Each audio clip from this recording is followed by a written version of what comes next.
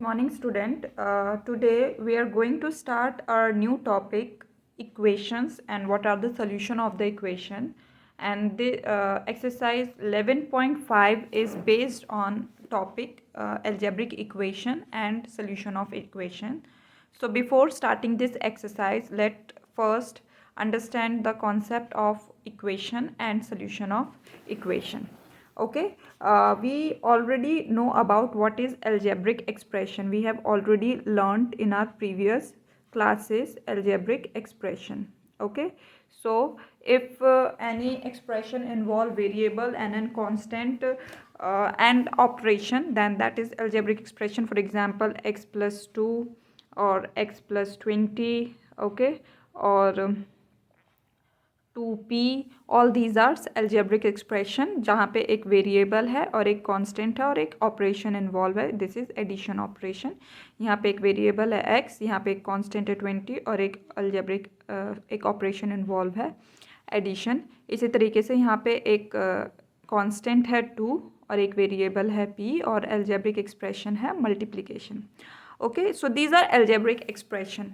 Now equation. Equation मतलब होता है कि अगर एल्जेब्रिक एक्सप्रेशन इक्वल टू के साइन के साथ इक्वेट किया हुआ होता है. फॉर एग्जांपल, अगर मैंने लिख दिया x plus 20 is equals to 70, तो यहाँ एल्जेब्रिक एक्सप्रेशन इक्वेट किया है इक्वल टू के साइन के साथ. ठीक है, so this is an equation. Okay, ये इक्वेशन है क्योंकि यहाँ पे इक्वल टू का साइन लगा हुआ है. ठीक है, this is an equation. Similarly n-4 is equals to 100, तो ये भी एक इक्वेशन है. तो जहाँ पे भी इक्वल टू का साइन लगा है इसका मतलब कि वो इक्वेशन है. आई होप इक्वेशन क्लियर होगा. You just have to search for an equal to sign. So these are equation. अगर इक्वेशन इक्वल टू का साइन नहीं लगा है तो वो इक्वेशन नहीं कहलाती हैं. फॉर एग्जाम्पल, अगर मैंने लिख दिया 2p इज ग्रेटर देन 30, तो यहाँ पे ग्रेटर देन का सिंबल है, इक्वल टू का सिंबल नहीं है. So this is not an equation.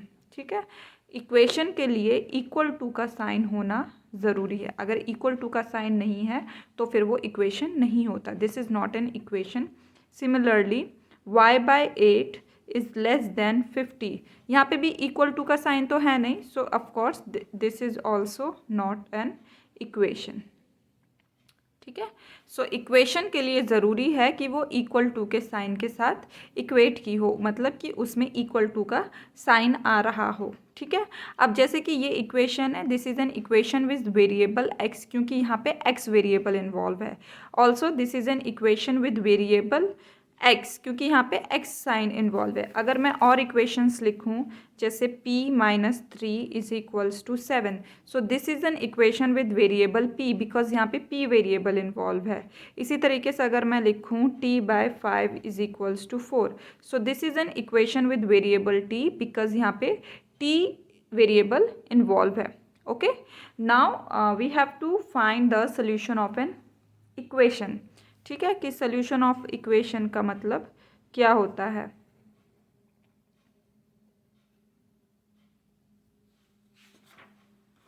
So for example, अगर मैंने यहाँ पे लिखा है n, ठीक है, और यहाँ लिखा है 2n.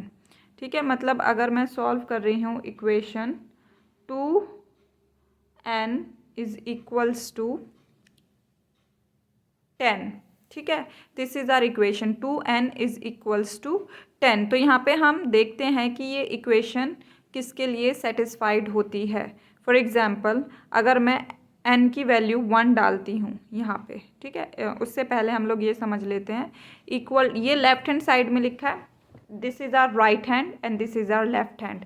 तो ये इक्वल टू के लेफ्ट हैंड साइड पे लिखा है, तो इसको हम बोलते हैं लेफ्ट हैंड साइड. इक्वेशन की लेफ्ट हैंड साइड है because it is written on our left hand side. Okay, left hand side की तरफ पड़ रहा है, तो इसलिए this is left hand side of an equation. और क्योंकि ये इक्वल टू के राइट हैंड साइड पे लिखा है, so this is our right hand side of our equation. ठीक है, तो हम यहाँ पे लेफ्ट हैंड साइड को देखते हैं कि n की वैल्यूज़ हम डालते जाते हैं कब वो 10 के बराबर आता है. ठीक है, तो अगर मैं n की वैल्यू 1 डाल रही हूँ, ठीक है, यानी कि n की जगह मैं 1 लिख दे रही हूँ. If n is equals to 1, यानी कि अगर मैं n की जगह 1 लिख दे रही हूँ तो 2 आ रहा है, तो 2n 2 आ रहा है, तो वो तो 10 के बराबर नहीं है, तो नहीं चलेगा। अगर मैं n की जगह 2 डालती हूँ तो ये 2 इंटू 2 इज इक्वल्स टू 4, 2 डाल रही हूँ तो 2n की वैल्यू 4 आ रही है, नहीं चलेगा। अगर मैं इसी तरीके से n की वैल्यू 3 डाल रही हूँ तो 3 2 जा 6, नहीं।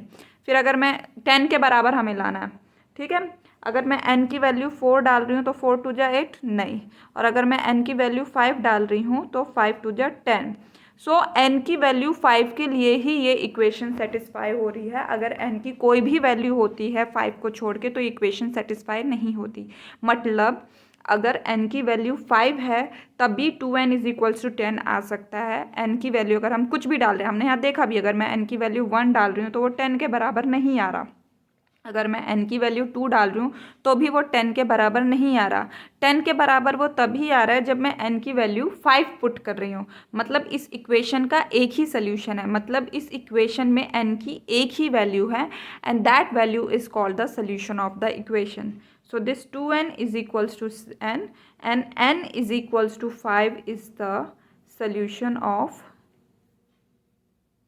इक्वेशन। ओके, क्योंकि ये n की वैल्यू 5 के लिए ही ये इक्वेशन सेटिस्फाई हो रही है। मतलब जब मैं n की वैल्यू 5 पुट करती हूँ तो 5 को जब मैं 2 से मल्टीप्लाई करती हूँ तभी वो राइट हैंड साइड के बराबर आता है। मतलब जब left hand side is equals to right hand side हो जाती है वेरिएबल की जिस भी वैल्यू के लिए, मतलब वेरिएबल की जो भी हम वैल्यू डालते हैं और जब वो वैल्यू डालने के बाद हमारी left hand side right hand side के बराबर हो जाती है तो मतलब वो वैल्यू उस इक्वेशन की सॉल्यूशन है।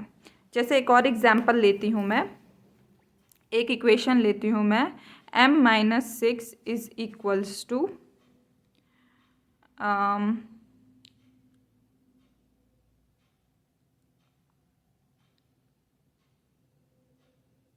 1। ओके, ये मैंने एक इक्वेशन लिखी, m-6 is equals to 1। Okay, so यहाँ पे m की हम वैल्यूज़ डालते जाएंगे और m-6 की हमें वैल्यू निकालनी है। तो अगर मैं m की वैल्यू 0 डाल रही हूँ तो यानी कि 0 - 6 इज इक्वल्स टू -6, तो m-6 की वैल्यू -6 आ रही है, मतलब राइट हैंड साइड के बराबर नहीं है। ठीक है, अगर मैं m की वैल्यू 1 डाल रही हूँ, ठीक है, तो ये 1 - 6 इज इक्वल्स टू -5, तो ये -5 आ रही है, तो भी हमारी राइट हैंड साइड के बराबर नहीं है। इसी तरीके से अगर मैं 2 डाल रही हूँ तो 2 - 6 -4 आता है। इसी तरीके से 3 डालती हूँ तो ये -3 आ जाएगा, 4 डालूंगी तो -2 आएगा, 5 डालूंगी तो -1 आएगा, 6 डालूंगी तो 0 आएगा, 7 आएगा, 7 डालूंगी तो 1 आएगा। तो यहाँ पे m की वैल्यू जब 7 है तब वो 1 आ रहा है, मतलब कि m की वैल्यू 7 डालने पर वो राइट हैंड साइड के इक्वल हो जा रहा है। तो यानी कि m is equals to 1 is the solution of equation. I hope सभी को क्लियर होगा what is equation and what is the solution of the equation. Now अब इसको और अच्छे से समझने के लिए हम एक्सरसाइज का क्वेश्चन करते हैं ताकि तुम्हें और अच्छे से समझ में आ जाए। तो this is exercise 11.5 question number 1। State which of the following are equation with a variable, give reason for your answer, identify the variable from the equation with a variable.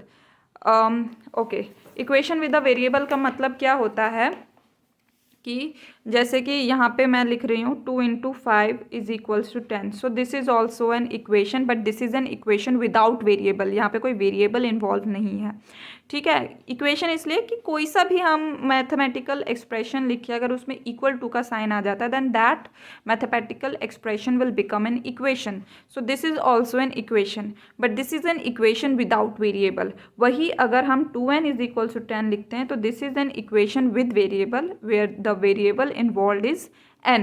Okay, so यहाँ पे भी तुम लोगों को जो question दिया हुआ है यहाँ पे ये लिखा है state which of the following are equation. यहाँ पे सभी में हमें देखना है कि कौन सी तो इक्वेशन है। तो इक्वेशन को देखने के लिए सबसे पहले हमें देखना पड़ेगा कि उसमें इक्वल टू का साइन आ रहा है कि नहीं आ रहा। देन विद अ वेरिएबल होना चाहिए, मतलब अगर इक्वल टू का साइन आ रहा है तो फिर सेकेंड चीज़ जो हमें चेक करनी है वो ये करनी है कि उसमें वेरिएबल इन्वॉल्व है कि नहीं। अगर वेरिएबल इन्वॉल्व नहीं है तो भी हम उसको इक्वेशन नहीं कंसिडर करेंगे, इवन तो वो इक्वेशन होती है, बट हमें क्वेश्चन के अकॉर्डिंग करना है, तो क्वेश्चन के अकॉर्डिंग हम उसको इक्वेशन कंसिडर नहीं करेंगे, मतलब that is an equation without variable.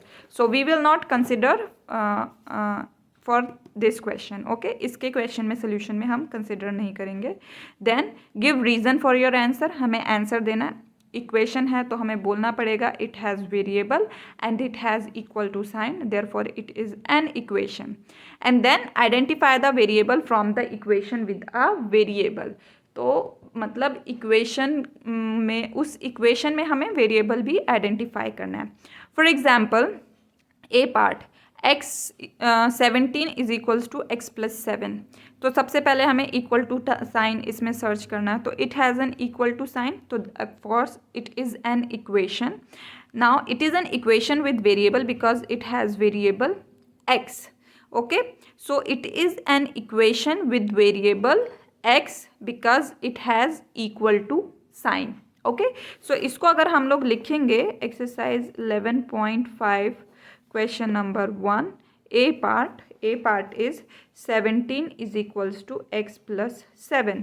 सो ये बोलेंगे yes it is an equation with variable x, because यहाँ पे x वेरिएबल है।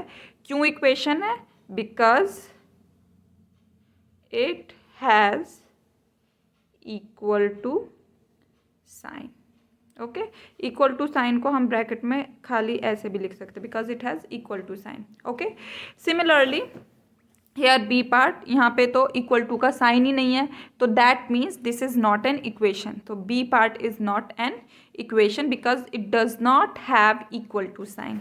सो बी पार्ट को हम लोग ऐसे लिखेंगे t minus 7 is greater than 5, तो no it is not an equation because it does not have equal to sign, okay। So this is our, ठीक है। So this is our B part. Now C part is 4/2 is equals to 2. Now this is an equation, but this is not an equation with variable and we have to find an equation with variable, ठीक है। So यहाँ पे हम बोलेंगे no it is not an equation because it does not involve any variable। यहाँ पे equal to का sign है but यहाँ पे वेरिएबल इन्वॉल्व नहीं है, ठीक है। तो इसको हम लिखेंगे 4/2 is equals to 2 is not an equation with variable, ये लिखेंगे। it is an equation but it is not an equation with variable। so it is not an equation with variable because it does not involve any variable, okay. So तीनों type बता दिया है कि अगर equation होगा तो हम बोलेंगे yes it is an equation with variable, जो भी हमारा वेरिएबल यहाँ पे x है, तो x रीज़न दिखना है because it has equal to sign as well as variable, वो भी हमें लिखना है कि वेरिएबल भी है, ओके। दूसरा पार्ट है it is not an equation because it does not have any equal to sign, okay. Now third part 4 - 2 is not an equation with variable because it does not have any variable, okay. Now D part देख लेते हैं। 7 × 3 - 19 is equals to 8। It is not an equation with variable because it does not have any variable. यहाँ पे equal to का sign है but यहाँ पे कोई भी वेरिएबल इन्वॉल्व नहीं है, so this is not an equation with variable. Similarly here 5 × 4 - 8 is equals to 2x. Now this is an equation with variable x, okay, this is an equation with variable x, because यहाँ पे variable भी है और equal to का sign भी है। हमें कोई मतलब नहीं है वो किस तरीके से अरेंज है, हमें सिर्फ दो चीज़ देखनी है कि वहाँ पे एक वेरिएबल होना चाहिए और इक्वल टू का साइन होना चाहिए। अगर वेरिएबल है और इक्वल टू का साइन है, फिर चाहे वो किसी भी तरीके से अरेंज्ड हो, उसको हम बोलेंगे कि वो इक्वेशन है। तो yes, it is an equation with variable x. ठीक है, again this is an equation with variable x, because यहाँ पे इक्वल टू का भी साइन है और यहाँ पे वेरिएबल भी है। Okay, now all other parts, ये G, H, I, J, K, L, these are your homework. So that's all for today. Thank you.